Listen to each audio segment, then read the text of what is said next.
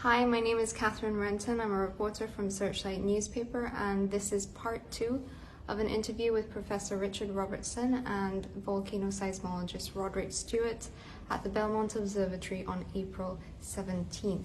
Please feel free to check out part 1 on Searchlight's Facebook page. Thank you. I mean, I don't know if you can juxtapose them, but I mean, how is it, how are the experiences different between the different ones that you've worked on? They all have their different aspects, but this is really the second time I've been living in the ash close to the volcano, and it's very similar to that. It's pretty horrible, really, but yeah, that's it. Other ones that I've worked at been more distant, or the wind's been in a different direction, and it's a lot more comfortable to do the job. But here, you have to throw over Rabat. I'm not going to. I cannot say when I was in Rabat, because I have a reputation for every story I come up says when I was in Rabat. Rabat was a huge eruption, right? This is in Papua New Guinea, and we were basically downwind from the volcano, and for several months we were living like this. And I lost my house. It was a rented house, but I couldn't get back to my house. And so I was actually sleeping in my office for months, which is not a nice picture. Here we're lucky, we've got a separate accommodation block, so we're not actually sleeping in here, although that's been used as a couple. 2 of these rooms have been used as bedrooms at the moment. Because we have to try and work shifts. We need someone in here all the time. I remember in one side I used to sleep in the bathroom. You slept in the bathroom? Yes. And that's actually the toughest bit, I think, is sleeping. Because the ash gets everywhere, so all the windows and doors have to be shut. And so the bedroom is just so stuffy and hot. I find it quite difficult to sleep at times. This room is the only air-conditioned room we've got. And that's really for the equipment, it's not for us. I mean, the scientists complain it's too cold in here, but we need to protect the equipment as much as possible. I know the Professor Robertson and the others, they might go out on boats and stuff, those things, but your station is here. I'm stuck here, okay? My job is to understand the wiggles that come in. Wind him up yourself. They really wind me up. I've still never seen the dome, and there's no chance of that now because it's gone. My job is to sort of do the wiggles. It's what I've been doing on my job. I don't want anyone else to do it. I'm happy. Yeah. But also things like radio communications, telephones and things like that. When they're in the red zone, you'll have to tell them If they're in the field, we need to be in constant radio communication. Yes. And we have to withdraw. And that actually happened. My gosh, this is going back a long way.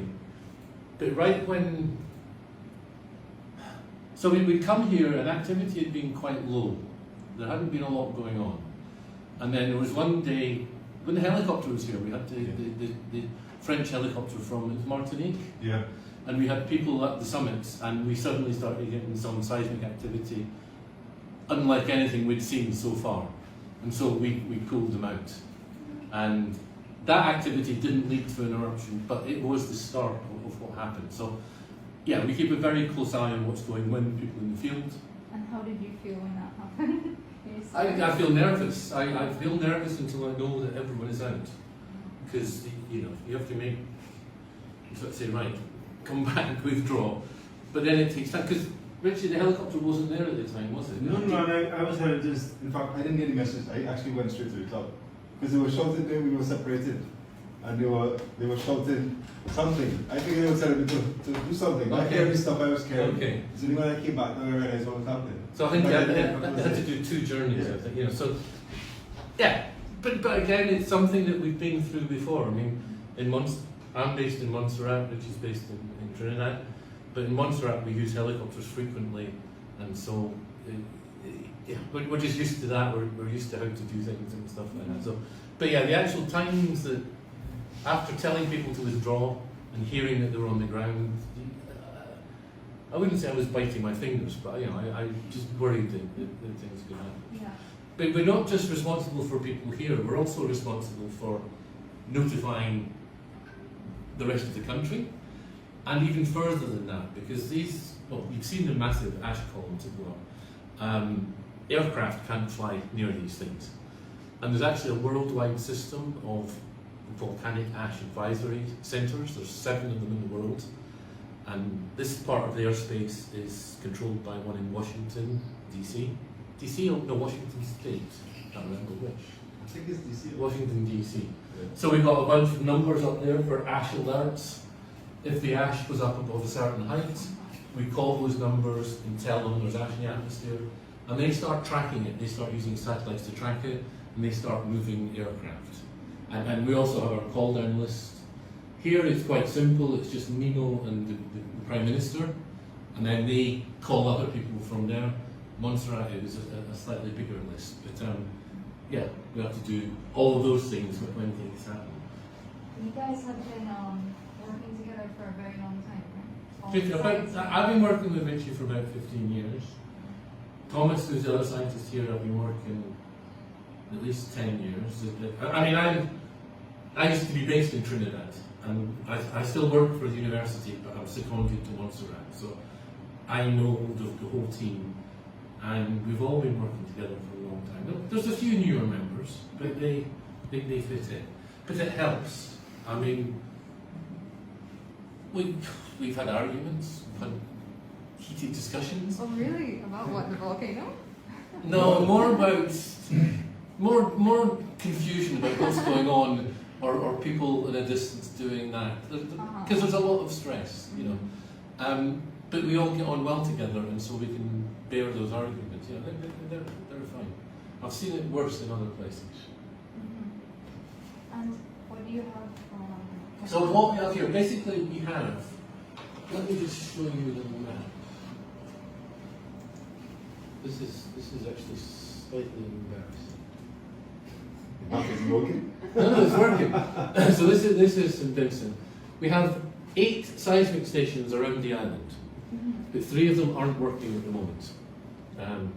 These basically pick up ground vibrations that are generated by earthquakes.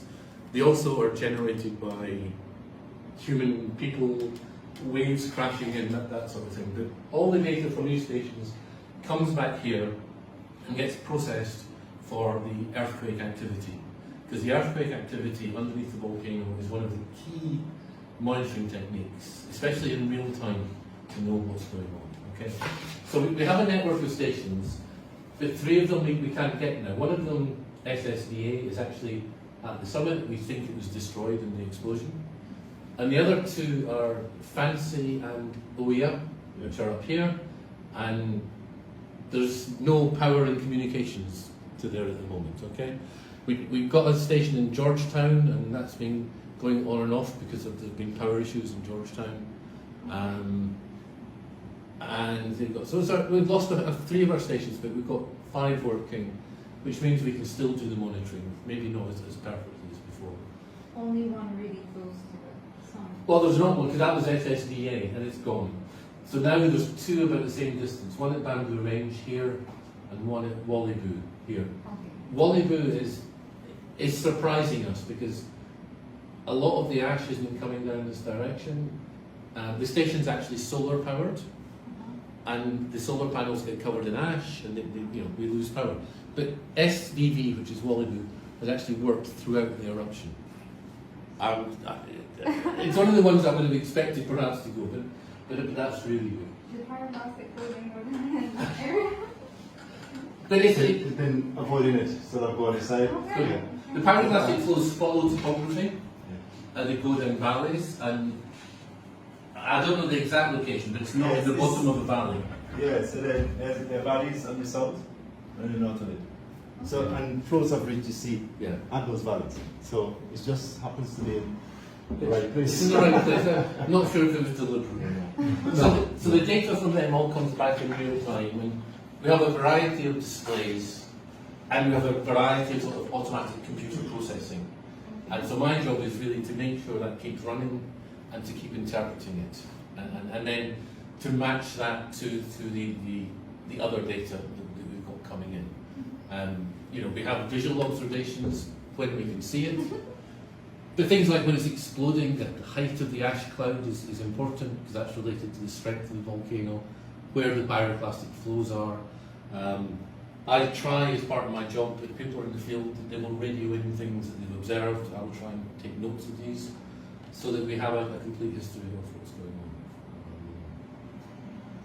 So, we're having long period earthquakes. Yes. Like hyper-earthquakes, is that it? Yes, Okay, so they're fantastic. what does that